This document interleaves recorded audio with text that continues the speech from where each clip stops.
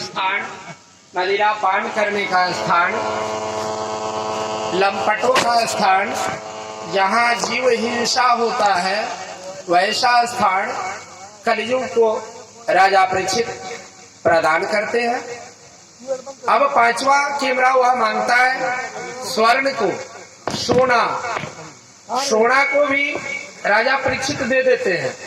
कहते ठीक है, ले लो तुम भाई, सोना से ही खुश हो तो, क्योंकि तुम अच्छा गुण बताया है। राजा परीक्षित उनके ऊपर प्रसन्न थे। जब किसी से कुछ लेना होता है तो पहले उसे प्रसन्न किया जाता है। जब कोई प्रसन्न होता है, खुश होता है, तभी ना कुछ प्रदान करता है। तो राजा परीक्षित स्वर्ण भी कलयुग को दे देते हैं।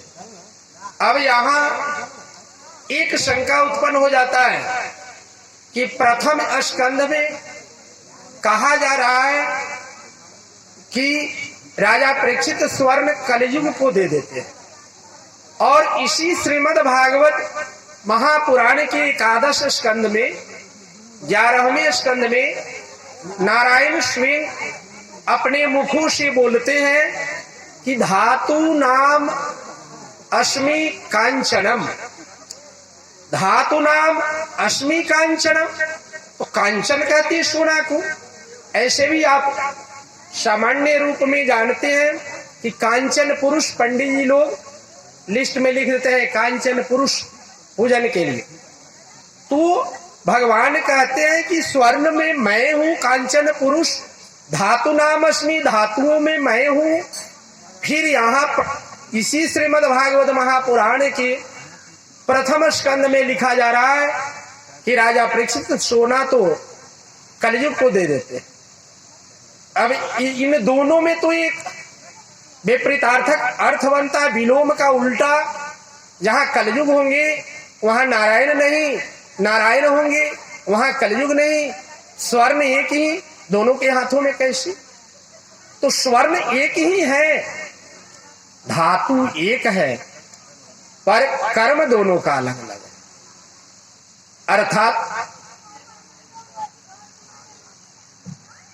सदकर्मों से कमाया हुआ, अपने परिश्रम से कमाया हुआ स्वर्ण में कलयुग का वास नहीं, उसमें नारायण है। इसलिए कहते हैं वहां कि धातु नाम अस्मि कांचनम, जहां परिश्रम से कमाए वह स्वर्ण नारायण का है, और जहां बेईमानी से लिया जाए, गलत ढंग से लिया जाए, गलत रास्तों से लिया जाए, तो वहां कलयुग है, वहां कलयुग का वास है।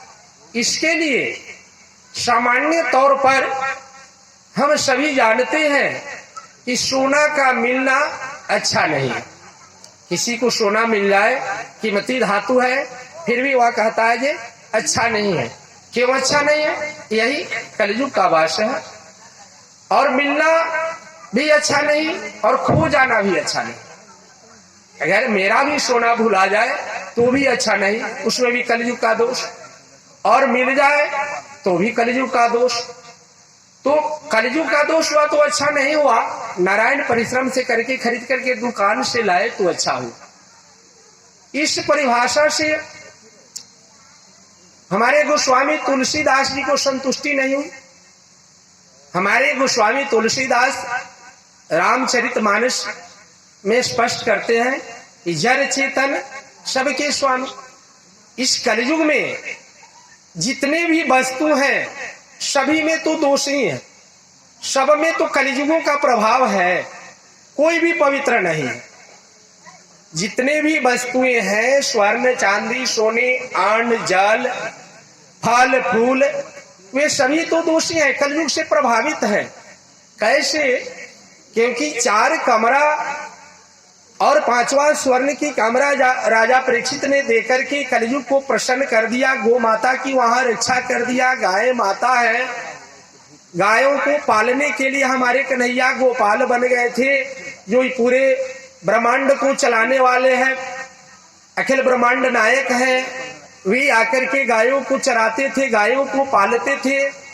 वैसे गौ माताओं पर इन कलयुगों के राज में अपराध हो रहा है, हत्या की जा रही है, और राजा परीक्षित कमरा देकर के उन्हें प्रसन्न करके भी गायों की रक्षा करना चाहे, गायों की रक्षा नहीं हुई। कलयुग का प्रभाव बढ़ते गया, बढ़ते गया। जब कुछ दिन बीत गए, आगे हरिहरानंद सरस्वती जी ने, जिन्हें हम लोग करपात्री जी के नाम से जानते हैं, करपात्री एक संत हुए थे। संतों का कभी भी आशीर्वाद लेना चाहिए, संतों को नारुष्ट नहीं करना चाहिए। संत इति संतः, संत वही होते हैं जिन्हें कोई तृष्णा नहीं हो, जिन्हें कोई कुछ इच्छा नहीं हो। तो करपात्री जी कहते थे कि भगवान तो हम लोगों को खाने के लिए, सोने के लिए, रहने के लिए सारी व्यवस्था दे ही दिए हैं। इतना बढ़िया बढ़िया हलवा भेजे, प्रदान किए हैं कि उसे का डब्बा का ढक्कन खोलो और हलवा प्राप्त कर लो। ऐसा हलवा, फल रूपी हलवा, जैसे अनार का फल, अनार के फल का ढक्कन खोलिए, ऊपर से छिलका हटाइए, फल है, स्वयं उसे खा जाइए, पकाने की जरूरत नहीं होती है। पकाते हैं अग्नि पर, उसे तपाना पड़ता है क्या? नहीं ना। तो वैसे हलवा भगवान तैयार करके दिए। अभी हम लोग जो हलवा बनाते हैं सूजी ला करके, उसमें घी का भी जरूरत पड़ता है, अग्नि का भी जरूरत पड़ेगा, उसमें 10 मिनट टाइम लगेंगे उसे बनाने के लिए, पकाने के लिए। भगवान का दिया हुआ चीज तुरंत ही उसका ढक्कन खोले, मुंह में डाल लिए। वैसे ही आम, फल, इस सारी व्यवस्थाएं भगवान प्रदान किए। सोने के लिए पूरा धराधाम धरती, कहीं भी लेट जाइए। तकिए के लिए हाथ लगा दीजिए, लेट जाइए। किसी भी काम को करने के लिए हाथ, इसमें रोटी डालिए, तोड़िए खाइए, फल को लीजिए खाइए। हाथ से ही सब काम करना। अर्थात जो संत थे हरिहरानंद सरस्वती, उनका पहले का नाम था, लेकिन जब उन्होंने श्रीमद् भागवत का अध्ययन किया और श्रीमद् भागवत के प्रभावों को समझा, तो स्वयं जैसे भगवान बताए थे अपने मुख से और जो जो चीज प्रदान किए थे, उसी का उन्होंने सदुपयोग करना शुरू किया, दुरुपयोग नहीं किया। भोजन भी करते थे तो कोई पात्र की आवश्यकता नहीं, अपने हाथों में लेते और हाथों से खा जाते, पानी हाथों से पीना। इसलिए उनका नाम लोग हरिहरानंद शास्त्री से बदल करके करपात्री जी रख दिया। कर माने हाथ और पात्री माने पात्र। तो हाथ का जो बर्तन बना ले, हाथ का जो बर्तन बनावे, हाथ को ही बर्तन समझे, उसे करपात्री कहते हैं। तो करपात्री जी महाराज हम लोगों के युग में, हम लोगों के युग से थोड़े ही पहले, अगर कुछ बुजुर्ग लोग होंगे 100 वर्ष वाले या 100 वर्ष के आसपास में, वे लोग देखे होंगे, उन लोगों को अच्छा से याद होगा। क्योंकि जब करपात्री जी का समय था, अभी बहुत दिन नहीं हुआ है उनका देहांत हुए, इंदिरा गांधी के समय में, इंदिरा गांधी का नाम आप लोग जानते हैं। जब इंदिरा गांधी सत्ता में आने वाली थी, प्रधानमंत्री उन्हें बनना था, तो उनके गुरु थे करपात्री जी, और वे करपात्री जी के यहाँ जा करके अपने गुरु से आशीर्वाद लेने गई कि गुरुजी महाराज आप मुझे आशीर्वाद प्रदान करें कि मैं इस अखंड भारत की राज्ञी बन सकूं, रानी बनूं, प्रधानमंत्री बन जाऊं। तो करपात्री जी महाराज ने उनसे कहा, आप तो राज्ञी बन जाएंगे रानी, लेकिन हमारा शर्त है, उस शर्त को आप पूरा करें, करने का प्रयास करें, संकल्प करें, संकल्प दे दे तो आप प्रधानमंत्री बन जाइएगा, रानी बन जाइएगा। उस समय जरूरत थी, जब किसी को कोई जरूरत होता है ना, तो सामने वाले के बात को स्वीकार कर लेता है। लेकिन जो धर्महीन होते हैं, जो अधम पुरुष होते हैं, वे उस समय वादा करके बाद में भूल जाते हैं। यह भी कलयुग का प्रभाव है। लेकिन उस समय जब जरूरत है तो उसे स्वीकार जरूर लेते हैं। तो इंदिरा गांधी ने भी उस समय करपात्री जी महाराज के सामने वचनबद्ध हो गई, संकल्प ले ली कि गुरु जी महाराज आप जो कहेंगे उसे मैं पूरा करूंगा। गुरु जी महाराज का एक ही प्रश्न था कि आपके राज्य में गो हत्या बंद हो, गायों का सुरक्षा हो, गो हत्या नहीं हो, और गो हत्या बंद हो, भारत अखंड रहे, प्राणियों में सद्भावना हो, राम राज्य कायम हो, ये सब नारा हमारे करपात्री जी महाराज का है। वहीं से ये नारा शुरू हुआ था। तो इंदिरा गांधी से उन्होंने तो वचन ले लिया, संकल्प ले लिया कि आपके राज्य में, भारत देश में गो हत्या बंद हो जाए।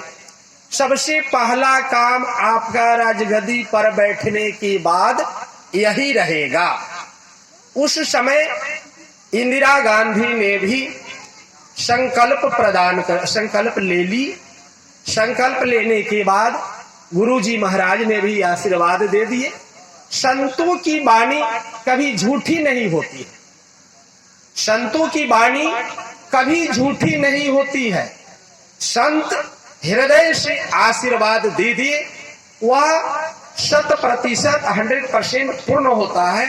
संत अगर चाहे तो सूर्य को पूरब से पश्चिम भी उदय करा सकता है, क्योंकि संत तो संत होते, भगवान के ही अवतार होते हैं।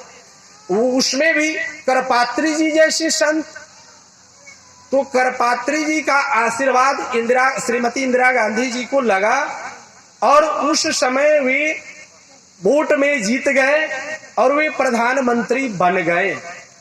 प्रधानमंत्री भी बन गई।